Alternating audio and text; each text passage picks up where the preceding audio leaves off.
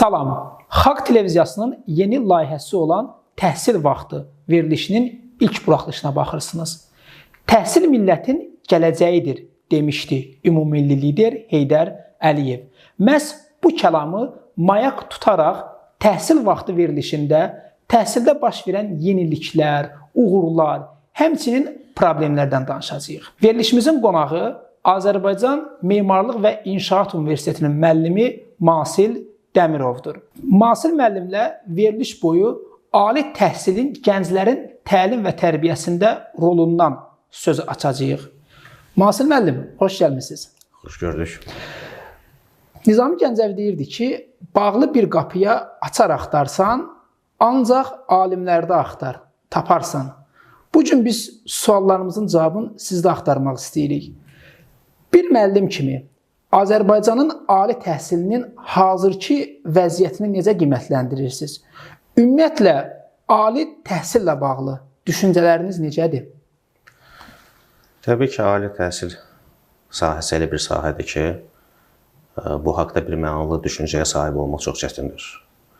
Amma ilkin olaraq onu qeyd etmək lazımdır ki, ali təhsil hər bir təhsil pilləsi kimi, hər bir dövlətin, o cümlədən Azərbaycan Respublikası üçün, onun rifahı üçün, onun tərəqqisinə gedən yol üçün çox mühüm bir rol oynayır.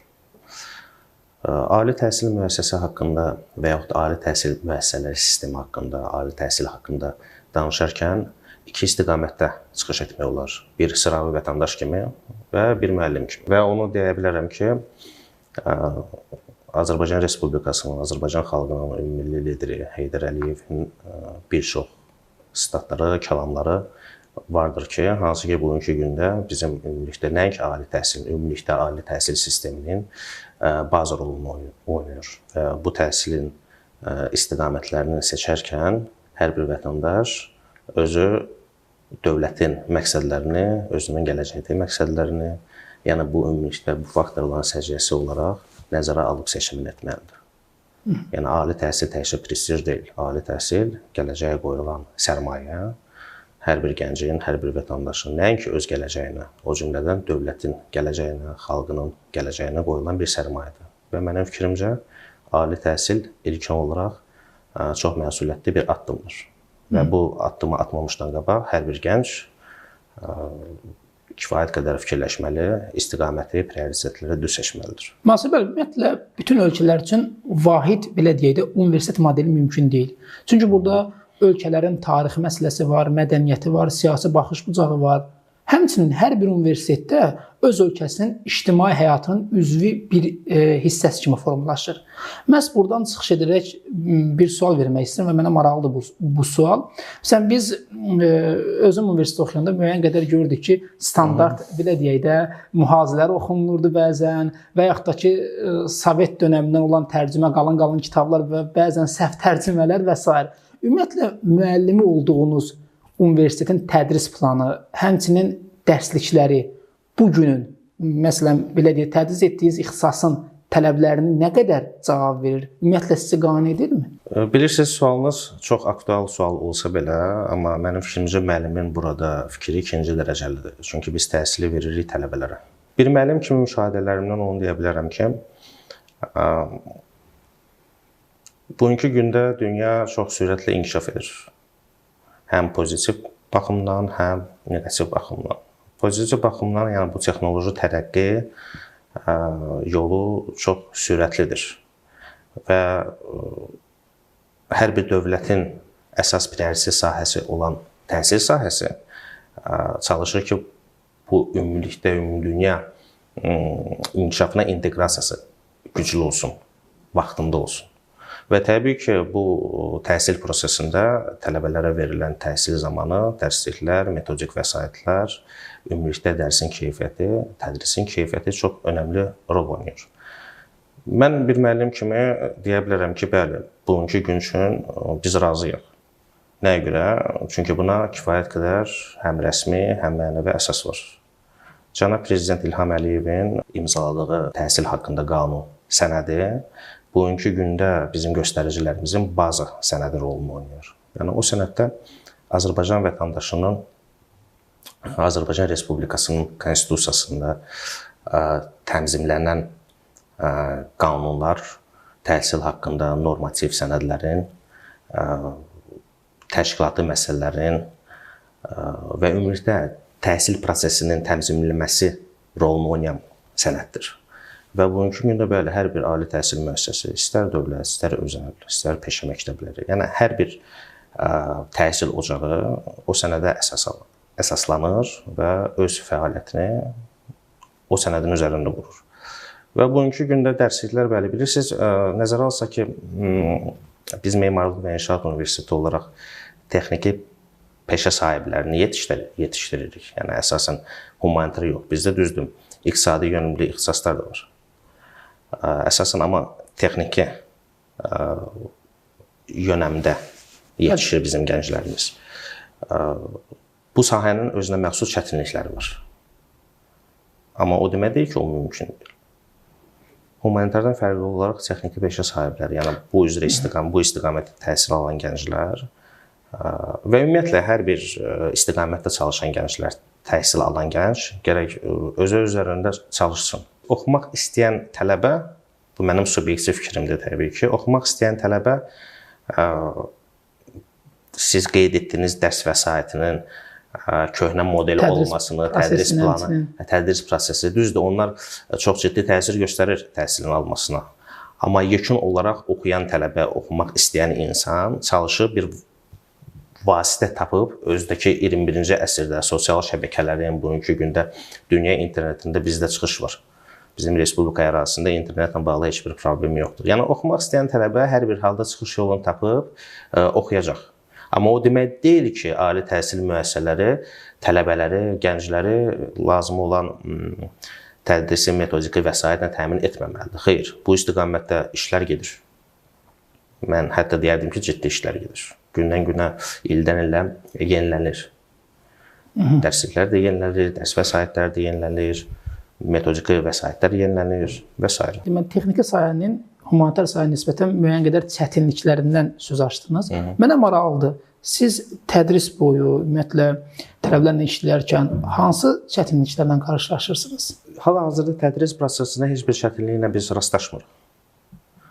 Mən onu nəzərdə tutmaq istəyirdim ki, texniki peşə sahibləri daha dəqiq olmalıdır öz işlərində. Bir şey ki, bu riyaziyyat əsasında qurulur bu məsələlər.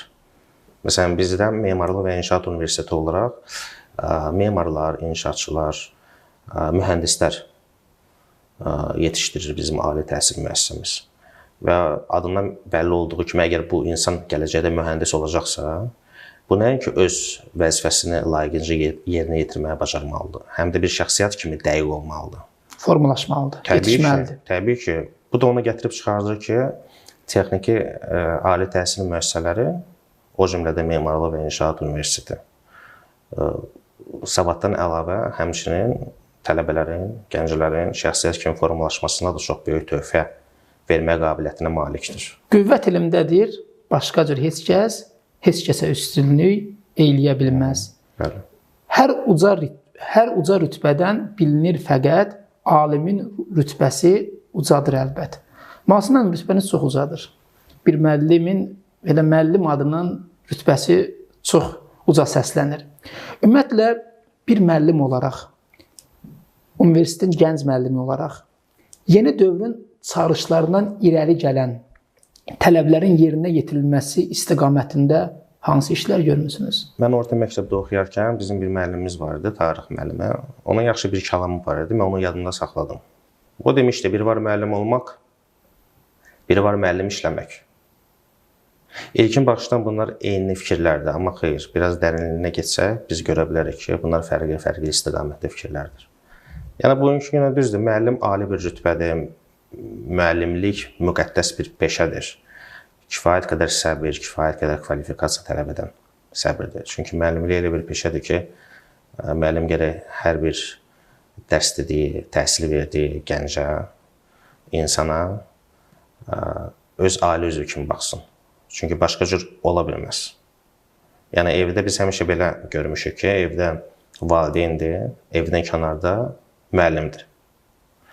Mən ilkin olaraq çalışıram, bunu tələbələrim yəqin ki, təsdiqləyər, təsdiqləməz. Çünki nəzərə alsa ki, bu ali təhsil müəssisəsidir və tələbələrin geniş kontingentdir.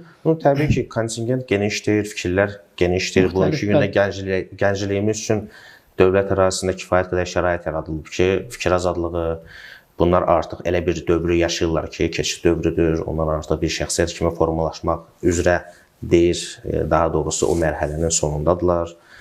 O şəxsi həyat formalaşır. Bunlar artıq dəqiq seçirlər peşəm hansı olacaq, hansı istiqamət üzrə çalışacağam.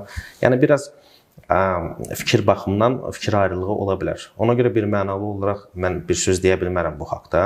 Amma bir də onu deyə bilərəm ki, mən çalışıram ki, tələbələrlə unikallıq prinsipi ilə tədris aparım. Unikallıq prinsipi nə deməkdir? O deməkdir ki, hər bir tələbəyə fərdi yanaşın.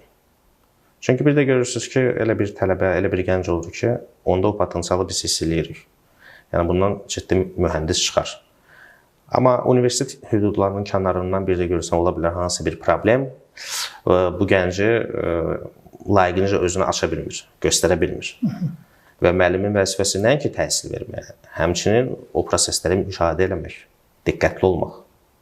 Çünki müəllimin elementar bir sadə cümləsi istəyir pozitiv müstəvidə, istəyir negativ müstəvidə həmin gəncin gələcək həyatında çox ciddi təsir göstərə bilər. Yəni həm pozitiv nöqteyi nəzərdən, həm negativ. Ona görə ilk növbədə mən çalışıram ki, tələbə-müəllim münasibəti dostluq, yoldaşlıq əsasında qurulsun. Bu nəyə görə lazımdır? Bir tələbəyə ciddi, hər tərəfli təsir vermək istəyirsənsə, gərək o tələbə ilə dost olasan birinci növbədə. Yəni tələbənin sənə müəllimə qarşı əgər şəxsi simpatiya deyək də, rəğbəti olmasa, o tədrisin keyfiyyəti dərhal aşağı düşür. Qorxu yoxsa sevgi? Hörmət. Hörmət. Yəni müəllim görəndə ali bir adam görməlidir. Müəllimin hər bir kəlamından, hər bir cümləsindən bu tələbə, bu gənc nəsə götürməyə bacarmalıdır. Amma problem burasındadır ki, o cümlədən müəllimin dediklərindən ümumiyyətlə yaşlı nəslinin, böyüklərin, ağsaqqalların bizdə mentallıq var. Yəni böyükləri hörmətləmək, böyüklərin sözünü eşitmək və müəllimlər də o kateqoriyaya aid olduğundan müəllim də ali yerlərdən birini tutur, təbii ki. Amma o götürüb qavrama, düzgün anlama qabiliyyəti təbii ki, bu evdən gəlir. Orta məktəbdən gəlir, yəni bağçadan gəlir. Yəni addım-addım, mərhələ-mərhələ universitet səviyyəsinə gələrkən, gərək bu gənc artıq psixoloji nöqteyi nəzərdən hazırlıqlı gəlsin. Yəni ki, pisi yaxşıdan, düzgünü səhvdən düzgün seçib eləyə bilsin. Belə hallar da olur ki, məsələn, bir hansısa bir dərsdən əlavə, bizim bilirsiniz, tədris elədiyimiz fənlər biraz ağır fənlər olduğundan, yəni ixtisas fənnidir bu. Çox maraqlı fəndir, amma bir də görürsən tələbələr de facto olaraq fikir izah edir ki, mənim bu fən biraz çətindir, biraz qəlizdir, biraz falandır. Arada biz müəyyən bir pauzalara yol veririk, bir 5 dəqiqə, 10 dəqiqə uşaqların beyni açılsın deyə. Müəyyən istiqamətlərdə, vətənpərvərlik istiqamətində, sosiologiya istiqamətində, fəlsəfi yönümlü söhbətlər edirik. Olur bir də görürsən, adi bir sıravi dərsdir. Görürsən ki, hansısa bir tələbənin adi gündəlik özünü aparma tərzindən kənardadır bu. Dərhal maraqlıdır, sən bu tələbəni tanıyırsan, bugün buna nə olub? İndi istər-istəməz maraqlanırsan, yəni bir 5 dəqiqə, 10 dəqiqə buna vaxt gedir təbii ki. Və bu məqamda tələbənin düzgün müəllimin sözünü başa düşməyə çox vacibdir. Masim müəllim, biz ali təhsilin gənclərin təlim və tərbiyəsinə rolundan danışırıq. Tərbiyə nəfslə, təhsil isə biliklə bağlı olan bir prosesdir. Və belə deyək də, insan yetişdikcə bu hər iki proses bir-birini tanımlamalıdır. Ümumiyyətlə, universitetlərdə tərbiyə, istər milli mənəvi dəyərlər olsun, şəxsiyyət yönümlülük prinsipi olsun, vətənpərvərlik olsun, bu hansı səviyyədə təhkil olunur? Ümumiyyətlə, sizcə əsl vətəndaş yetişdirmək üçün ali təhsilin öhdəlikləri nələrdir? Ali təhsilin bir ilk növbədə öhdəliyi təhsil verməkdir.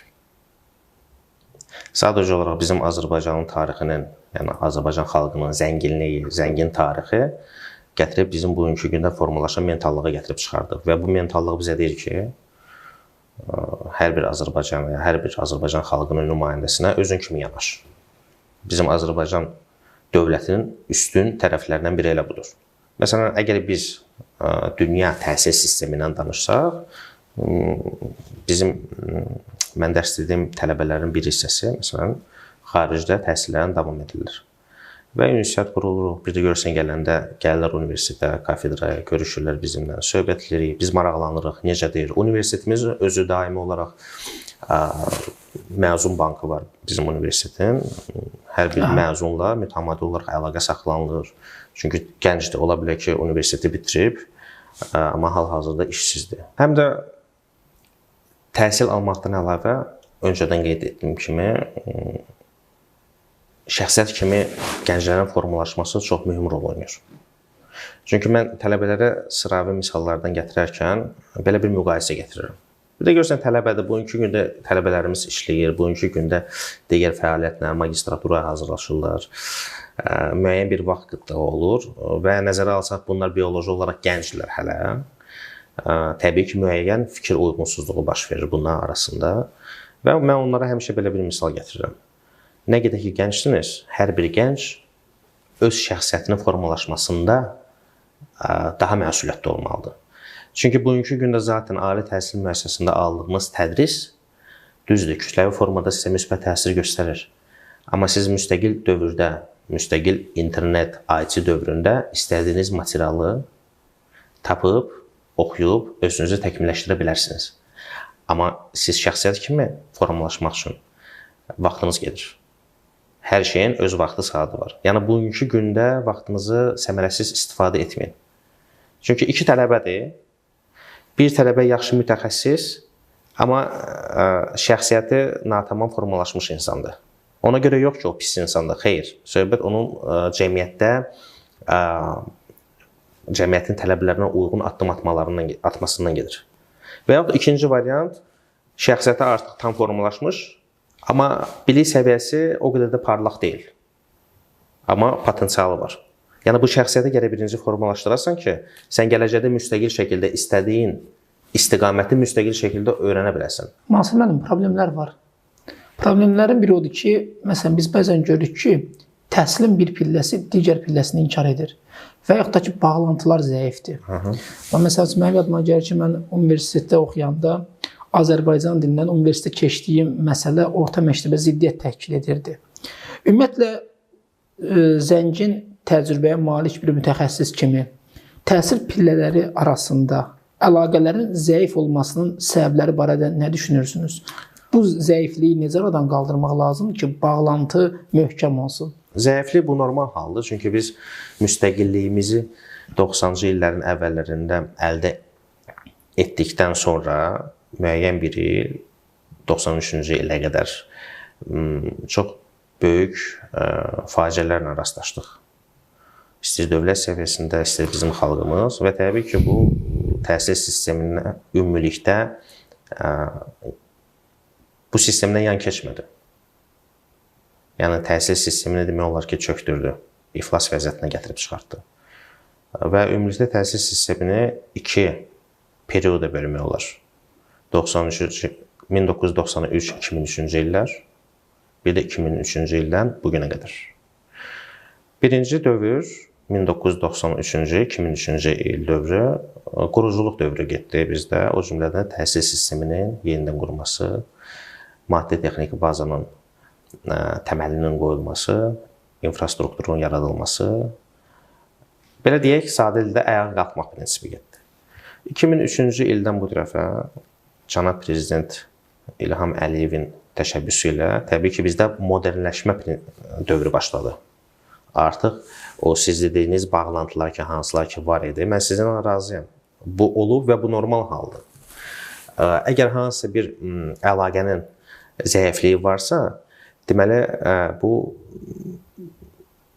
yaxşı amildir. Nə mənada ki, bu bizim üçün açılış verir ki, hansı istiqamətlərdə biz bu işləri daha ciddiləşdirməliyik. Hansı axsar nöqtəmiz var. Və bugünkü gündə qəbul olunan qanunlar, cənab prezident tərəfindən imzalanmış fərmanlar, sərəncamlar hamısı öz töhfəsini verir. Biz əgər 15-20 il bundan qabaqki dövrlə müqayisə eləsək bugünkü Azərbaycan təhsilini, bu fakt bu göz qabağındadır. Bir çox ciddi məsələlər ixtisara salınıb artıq. Yəni mənfi tərəfləri mən nəzərdə tuturam. Yəni biz bugünkü gündə ali təhsil o səviyyədədir ki, Azərbaycanın tərəqqisinə gedən yolun əsas indikatorlarından biri sayılır. Siz belə desək, təhsilin müəyyən mərhələlərindən söz açdınız. Həmçinin təhsilin bugünkü dinamikasından danışdınız. Sizcə Azərbaycanda təhsil sistemini daha da inkişaf etdirmək üçün nə kimi yeniliklərin tətbiqi önəmli olardı?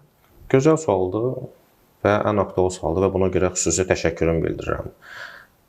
Mən öncə ifadələrimin birində Azərbaycanın dünya sisteminin ayrılmaz bir hissəsi olduğunu qeyd etdim, düzdür, başqa ifadə ilə. Bugünkü gündə Azərbaycan dünya sisteminin ayrılmaz bir hissəsidir. Bir çox beynəlxalq təşkilatların nəinki üzvüdür, hətta hərəkət verici orqanıdır. Bir ölkə kimi, bir dövlət kimi. Və bu təhsildə də özünü göstərir. Biz qərb standartlarına, təhsil standartlarına inteqrasiya edərkən, təbii ki, orada olan inkişafla əyaqlaşmağı bacarmalıyıq. Amma bunun üçün vaxt lazımdır. Məsələn, birinci Azərbaycan təhsil sisteminin ilk quruculuq dövründə 93-2003-cü il tarixlərində əgər neft gəlirlərinin insan kapitalına çevrilməsi və o cümlədən o kapitalın daxilində təhsilin inkişafına yönəlirdisə, biz onu indi görürük. Yəni, bu təkcə bizim dövlətdə deyil. Əgər təhsilə, tədrisə investisiya qoyulursa, bu dərhal öz effektini vermir. Bunun üçün müəyyən bir vaxt lazımdır. Təbii ki, bugünkü gündə görülən işlər müəyyən bir dövrdən sonra, müəyyən bir müddətdən sonra öz bəhrəsini verəcək, müsbət bəhrəsini. Əsas odur ki, bugünkü gündə bu dinamika var. Söhbət bilirsiniz, problemdən getmir, problemin olub-olmasından. Hansı bir dövlətdə problem varsa, hansı bir axsaqlıqlar varsa, bu normaldır. Deməli, orada inkişaf var. Məsələ o problemindən necə çıxmaqdır. Və bunun üçün Azərbaycanın çox ciddi və düzgün qəbul olunmuş konsepsiyası var. Yol xəritəsi var. Və biri var pərakəndə şəkildə. Əgər 90-cı illərin əvvəllərində bütün işlər pərakəndə şəkildə görülürdüsə, istənilən sferada, istir siyasi, istir iqtisadi, istir təhsil, istir humanitar, istir sosioloji, yəni hər bir səviyyədə, istir hərbi, bugünkü gündə bunlar hamısı sistematik hal alıb və sistematik addım-addım tərəqqiyə doğru gedir. Bizim əsas ali məqsədlərimizdən biri nədir? Ali məqsədlərimizdən biri odur ki, təhsil səviyyəsini həddindən artıq yüksəkləyək, gündən-günə yüksəkləşdirək. Və bu istiqamətdə hər bir təhsil müəssisəsi öz tövhəsini verməyə çalışır. Və bu işdə ən vacib məsələlərdən biri universitet daxili nizam-intizamdır, xüsusilə gənclər arasında. Və buna nümunə təbii ki, elmi-pedaqoji kadrlar, elmi-pedaqoji kadrların yetişməsi, elmi-pedaqoji kadrların yenilənməsi, yəni müasir zaman, müasir dövr, yəni təhsil zamanı onu tələb edir. Yəni bizim təhsil vaxtımız da onu tələb edir və verilişimizin sonuna gəlib çatdıq. Son olaraq tələbələrə tövsiyələrinizi eşitmək istəyərdik. Mən tələbələrə onu demək istəyirəm ki, hörmətli və əziz tələbələr, siz hər biriniz özünüzə uyğun, unikalsınız. Hər birinizin parlaq gələcəyinə heç bir şübhə yoxdur. Mən bunu həm bir müəllim kimi deyirəm, həm bir Azərbaycan vətəndaşı kimi deyirəm. Çalışın özünüz öz üzərinizdə işləyin. Çünki siz müasir Azərbaycanın və gələcəkdə Azərbaycanın intellektual bazasının bir nümayəndəsi olmalısınız. Bizim cəmiyyətimiz gündən-günə formalaşır və çalışın bizim cəmiyyətimizə lazımi tövhəni verin. Çünki sizin gələcəyiniz növbəti gələcək nəsillərin bazasıdır. Uğurlar arzulayıram hər birinizə. Mansur müəllim, Əbdülhəsən Bəhmənyar deyirdi ki, elə adamlar axtarın ki, onlarla söhbət yaxşı kitaba bənzər olsun. Maraqlı söhbət idi. Bir kitaba bənzər söhbət oldu. Gəldiyiniz üçün çox sağ olun. Çox sağ olun. Mən də sizə təşəkkür edirəm və bu veriliş münasibətilə sizin kollektivinizi təbrik edirəm və ümid edirəm ki, sizin qoyduğunuz məsələlər Azərbaycan xalqının, Azərbaycan dövlətinin gələcəyinə müsbət töhfə verəcək. Sağ olun. Çox sağ olun. Hörmətli tamaşaçılar, Xalq Televiziyasının efirində təhsil vaxtı verilişinin sonuna gəldik. Nizami Gəncəvi deyirdi ki, bir elm öyrənmək istəyəndəsən, çalış ki, hər şeyi kamil biləsən. Kamil bir palançı olsa da insan, yaxşıdır yaramçıq papaqçılıqdan. Arzu edirik ki, bizim insanlar, bizim cəmiyyəti təmsil edən insanlar öz elmlərini, öz təhsillərini kamil bilsinlər. Sağ olun, görüşənədək.